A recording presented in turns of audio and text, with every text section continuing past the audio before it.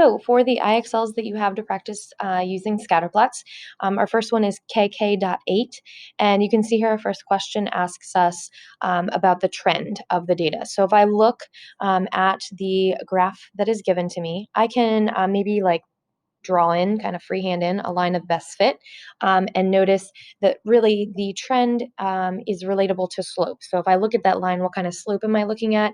I would say that it's negative because it's falling as it goes from left to right. So we would say that this data has a negative trend.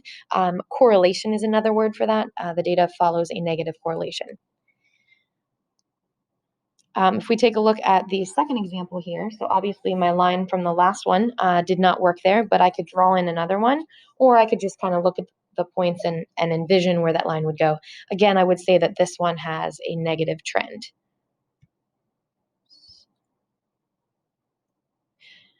If we look at this line, obviously, again, here, I'm not going to draw the line in this time, but it would be a positive trend. And then the third option, let's see if it gives us one. It didn't, but I can create it here, is if there would be more points and it was kind of all over the place. In this case, with my additional points, we would check that this is a no trend graph. But clearly, if I delete all those annotations, this is again going to be a negative trend. Let's jump up a level and see what else they're going to ask us to do here. So here is the other part. This is the graphic estimating that I was talking about when we were going over the notes. In this case, they're telling us to make a prediction for y when x is 45. So I'm going to go over to 45 on my x-axis. I have to kind of approximate here, but I would say that this is about 45. And I scroll up to kind of the middle portion of the data. I'm thinking maybe 30 or 40, somewhere in that range. Looks relatively good. Although if I look at my two options, they're saying either 9, which would be all the way down here, or 65, which is all the way up here. And maybe drawing in a line on this one might be helpful now that I think about it, because I might put the line of best fit in here. And drawing that line in, I could probably make it even a little bit steeper.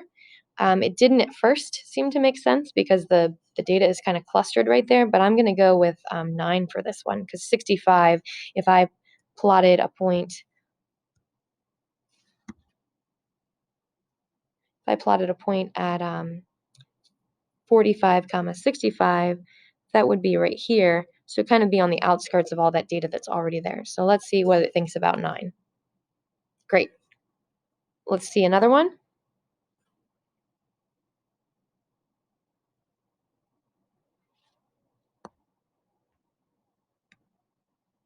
So for another example here, we have that x is being given as 45, so make a prediction again for y.